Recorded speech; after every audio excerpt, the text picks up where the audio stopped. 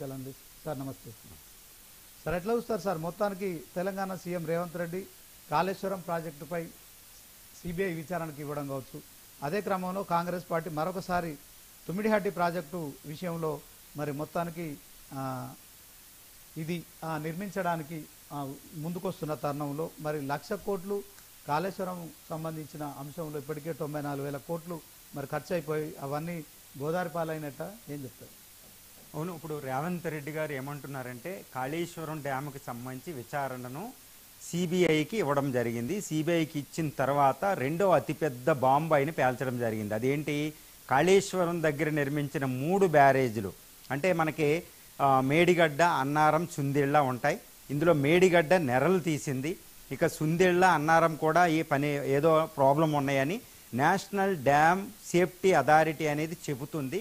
కాబట్టి నేను తుమ్మిడిహట్టి దగ్గర కొత్తగా ఒక ప్రాజెక్టు నిర్మిస్తా, అదేవిధంగా తెలంగాణకి నీళ్లు అందిస్తా కరువు ప్రాంతాలకని ఆయన ఈరోజు చెప్పడం జరిగింది. అంటే రేవంత్ రెడ్డి గారు ఏంటి, కాళేశ్వరం డ్యాము పనికి రాదు కాబట్టి, అది వ్యర్థమైంది కాబట్టి నేను తుమ్మిడిహట్టి దగ్గర మళ్ళీ నిర్మిస్తా కొత్త ప్రాజెక్టు, ఇంకో 2-3 లక్షల ఎకరాలకి నేను ఇస్తాను అని ఆయన ప్రతిజ్ఞ చేయడం జరిగింది. అంటే ఏమిటి దీని అర్థం అంటే, ఇప్పుడు మీరు అడిగినట్టు ఇప్పుడు కాళేశ్వరం డ్యాము అంటే ఇప్పుడు సుమారు 1,00,000 కోట్ల రూపాయలు ఖర్చు పెట్టింది తెలంగాణ. అది ఏంటంటే ఇప్పుడు పీసీ ఘోష్ కమిషన్ చెప్పినట్టు ఎంతో మిస్అప్రోప్రియేషనో ఇదో, సెంట్రల్ వాటర్ కమిషను సరిగ్గా దాని మాట వినకపోవడం, అది ఎక్స్పర్ట్స్ కమిటీ డిజైను, దాని ఆర్కిటెక్చరు, నిర్మాణం, దీన్ని ఒకటి షిఫ్ట్ చేయడం, వీటన్నిటిలో ఎన్నెన్నో చేసి కాళేశ్వరం నిర్మించారు. కాబట్టి కాళేశ్వరం డ్యాము పని చెయ్యదు.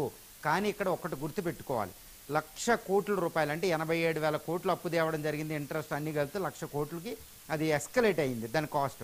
అంటే 1,00,000 కోట్లతో నిర్మించిన ప్రాజెక్టుని నిర్వీర్యం చేస్తూ తుమ్మిడిహట్టి దగ్గర ప్రాజెక్టు నిర్మిస్తారా అనేది ఇక్కడ క్వశ్చన్ అండి. ఎందుకంటే నేషనల్ డ్యామ్ సేఫ్టీ అథారిటీ అనేది ఒకటి రిపోర్ట్ ఇచ్చింది అంటున్నారు. ఆ రిపోర్ట్ ఏంటి, ఈ డ్యామ్లో నాణ్యత లేదు, క్వాలిటీ లేదు అని. కానీ నేషనల్ డెవలప్మెంట్ ఈ సేఫ్టీ అథారిటీ ఇచ్చిన రిపోర్టు ఫైనల్లా కాదా, ఇంకా ఉందా? ఎందుకంటే నేషనల్ డ్యామ్ అనే రిపోర్టే ఇప్పుడు హైకోర్టుకి ఏంటి, సుప్రీంకోర్టుకి ప్రాతిపదిక అనమాట. పీసీ ఘోష్ కమిషన్ రిపోర్టు ప్రాతిపదికగా హైకోర్టు తీసుకోవడంలే. హైకోర్టు అనేది national dam safety authority NDSA రిపోర్ట్నే ఫైనల్ తీసుకుంటుంది. కానీ ఈ రిపోర్టు ఫైనల్లా, అది రాజకీయంగా ఏమన్నా ప్రోద్బలం ఉందా దాని వెనకాల, రిపోర్టు వెనకాల? ఎందుకంటే ఈ కాళేశ్వరం డ్యామ్ నిర్వీర్యం అయిందా, వేస్ట్ అయిందా అని చెప్పడానికి ముందు మళ్ళా నేషనల్ డ్యామ్ సేఫ్టీ అథారిటీకి మళ్ళా రిఫర్ చేసి దాని మీద రిపోర్ట్ తీసుకోవాలి. అవసరం అనుకుంటే ఇంకా ఇంటర్నేషనల్ ఎక్స్పర్ట్స్ కూడా ఉంటాయండి, ఇంటర్నేషనల్ డ్యామ్ అథారిటీలని ఇవి ఉంటాయి. వాటి ద్వారా కూడా ఈ డ్యామ్ ఏమన్నా ఉందా మళ్ళీ తీసుకుని, ఇంకా ఇప్పుడు 1,00,000 కోట్లు పెట్టి నిర్మించారంటే దాని క్వాలిటీలో ఏదన్నా తేడా ఉంటే దాన్ని ఇంకా రిస్టోర్ చేయడానికి అవకాశం ఉందా, రెక్టిఫై చేయడానికి. అంతేగాని ఈ డ్యామ్ ఎలా ఉన్నా దీన్ని నిర్వీర్యం చేసేసి ఇంకో డ్యామ్ పైన కట్టేసి తుమ్మిడిహట్టి దగ్గర ఇంకో 50,000 కోట్లు 70,000 కోట్లు కట్టేస్తే అది కుదరదండి, అది మంచి పద్ధతి కాదు. ఎందుకంటే నా అభిప్రాయం ప్రకారం ఇప్పుడు తెలంగాణ యొక్క వాతావరణ పరిస్థితిని, తెలంగాణ యొక్క భౌగోళిక పరిస్థితిని, తెలంగాణ యొక్క నేలల soil situation, Telangana agriculture situation, వ్యవసాయ పద్ధతులను ఇవన్నీ గమనించాలి. ఎందుకంటే ఇది ఇన్లాండ్ స్టేటు, వాటరు అంటే డ్రాట్ ప్రోన్ ఏరియా అంటారు. తెలంగాణ చాలా డ్రాట్ ప్రోన్ ఉంటుంది, మాన్సూన్స్ ఎక్కువ ఉండవు, సరాసరి వర్షపాతం కూడా తక్కువే. ఈ కాకపోతే ఒక పెద్ద రివర్ ఉంటుంది గోదావరి, కృష్ణ, ఆ 2 రివర్లు ఇక్కడ పనిచేయు. కానీ ఇక్కడ కాళేశ్వరం లిఫ్ట్ ఇరిగేషన్ ప్రాజెక్ట్ అనేది ఇది తప్పు కాదు. ఎందుకంటే తెలంగాణకి సూటబుల్ లిఫ్ట్ ఇరిగేషన్ ప్రాజెక్టులే. ఇక్కడ ఒక విషయం గుర్తుపెట్టుకోవాలి, తెలంగాణ భౌగోళిక పరిస్థితి, టెరిటరీ, డెక్కన్ ట్రాప్స్, ఈ సాయిల్ కండిషన్ ఇవన్నీ పరిశీలిస్తే ఇక్కడ డైరెక్ట్గా అక్కడ ఆంధ్ర వీటిల్లో కట్టేసినట్టు, తమిళనాడు తంజావూరు డెల్టాలో కట్టేసినట్టు బ్యారేజ్ కట్టేసి కాలువలు దొవేయడానికి ఉండదండి. కేవలం లిఫ్ట్ ఇరిగేషన్ అంటే ఇక్కడ ఇరిగేషన్ అనేది కాస్ట్లీయే, అది మాత్రం గుర్తుపెట్టుకోవాలి. తెలంగాణలో ఏ ఇరిగేషన్ ప్రాజెక్ట్ కట్టినా that would be the highly costly, ఎందుకంటే ఇక్కడ టెరిటరీ అలాంటిది.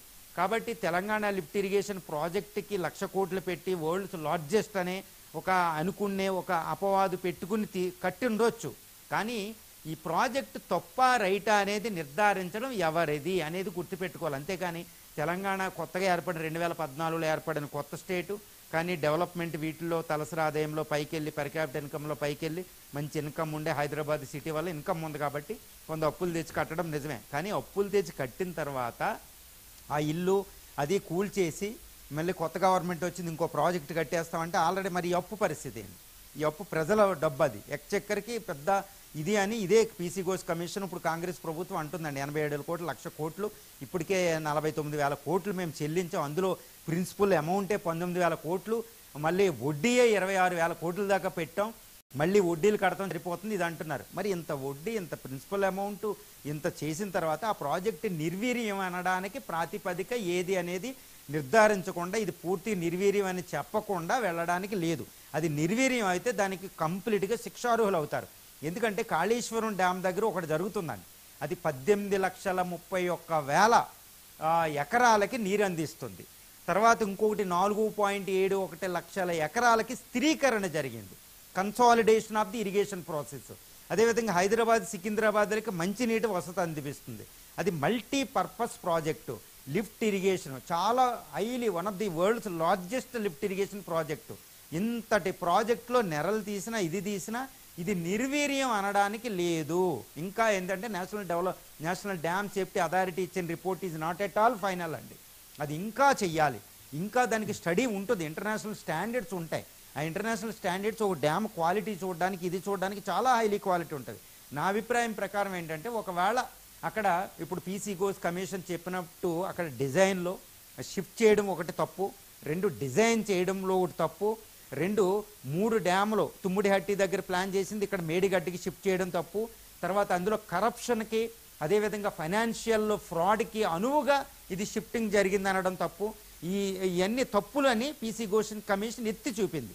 కానీ ఒక్క విషయం, ఆ డ్యామ్ యొక్క పర్పస్ ఏంటి అనేది ఇంపార్టెంట్ అండి. 18 లక్షల ఎకరాలు, ఒక తర్వాత ఈ స్థిరీకరణ, ఆయకట్టు స్థిరీకరణ 4,71,000కి, తర్వాత హైదరాబాద్, సికింద్రాబాద్కి ఇది నీళ్ళు అందించడం, హ్యూజ్ బెనిఫిట్స్ ఉన్నాయండి ఇది బ్యారేజెస్ నుంచి. కాబట్టి ఈ డ్యాములు కంప్లీట్గా పడగొట్టేస్తారా, పడగొట్టి కంప్లీట్ నిర్వీర్యం అవుతే కొత్త డ్యామ్కి వెళ్ళాలి. అంతేగాని ఇంకో కొత్త డ్యామ్ అక్కడ కట్టడం వల్ల దీనికి వచ్చే నీళ్ళు ఆగిపోతే ఇది పూర్తిగా నిర్వీర్యం అవుతుంది. ఇంకో 50,000 కోట్లు, 30,000 లేదా 10,000 ఇంకో 1,00,000 కోట్లు పెట్టి తుమ్మిడిహట్టి ప్రాజెక్ట్ కట్టారనుకోండి, మరి ఈ ప్రాజెక్ట్ అంతా నిర్వీర్యం అయినట్టే కదా. అందువల్ల ఏంటంటే ఈ ప్రాజెక్టు తుమ్మిడిహట్టి కట్టే ముందు కంప్లీట్ స్టడీ ఉండాలి. దట్టు ఇంటర్నేషనల్ స్టాండర్డ్లో ఈ డ్యామ్ కంప్లీట్ నిర్వీర్యం, అది కంప్లీట్ నిర్వీర్యం అని ప్రూవ్ చేస్తే గ్యారంటీ ఆ డ్యామ్లో జరిగింది పీసీ ఘోష్ కమిషన్ ఇచ్చిన గ్యారంటీ శిక్ష అర్హులు అవుతారు కూడా.